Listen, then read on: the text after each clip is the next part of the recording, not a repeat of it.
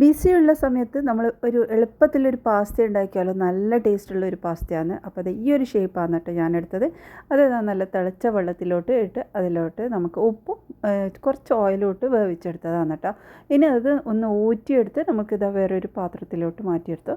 ഇനി ഇതാ പാനിലോട്ട് കുറച്ച് ഓയിൽ ഒഴിച്ച് കൊടുത്ത് പിന്നെ നമ്മൾ ബട്ടറാണ് ചേർക്കുന്നത്. 2 ടേബിൾ സ്പൂൺ ബട്ടറും പിന്നെ കുറച്ച് വെളുത്തുള്ളിയും ചേർത്ത് പിന്നെ കുറച്ച് വറ്റൽ മുളകും ഇട്ട് നന്നായി ഒന്ന് വഴറ്റി നല്ലൊരു ഫ്രൈ പോലെ ആവണം.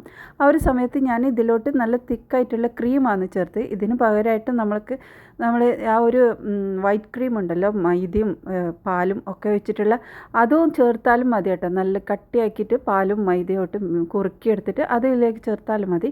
എന്നിട്ട് ഇത് നന്നായി മിക്സാക്കി നല്ല തിള വരുന്ന സമയത്ത് നമ്മുടെ പാസ്തയും ഇട്ട് പിന്നെ നമ്മൾ ഇതിലേക്ക് ചീസാണ് ഇട്ട് ഇത് നമ്മളെ കയ്യിൽ ഏത് ചീസാണെന്നുള്ള ആ ഒരു ചീസും ഇട്ടതിന് ശേഷം നന്നായി ഇളക്കിയെടുക്കാം. പിന്നെ കുറച്ച് കുരുമുളകും ഇറ്റാലിയൻ സീസണും പിന്നെ മല്ലിയിലയും കൂടി ചേർത്ത് ഇതാ മിക്സാക്കി നന്നായി തിളപ്പിച്ച ശേഷം ഞാനിതിലേക്ക് 2 സ്ലൈസ് ചീസ് കൂടി ചേർത്തിട്ടുണ്ട്. ഇതുണ്ടെങ്കിൽ ഇതും കൂടി ചേർക്കാം. പിന്നെ നമ്മൾ ഇതിലേക്ക് ചേർക്കുന്നത് നല്ല ഫ്രൈ ആയിട്ടുള്ള ചിക്കനാണ്. ഈ ഒരു ഫ്രൈ ചിക്കനും കൂടി ഇട്ട് കഴിഞ്ഞാൽ അടിപൊളി ടേസ്റ്റാണ് കേട്ടോ ഇതിന്. അപ്പോൾ ഇതുപോലെ ഒന്ന് ട്രൈ ചെയ്ത് നോക്ക്. Okay, by.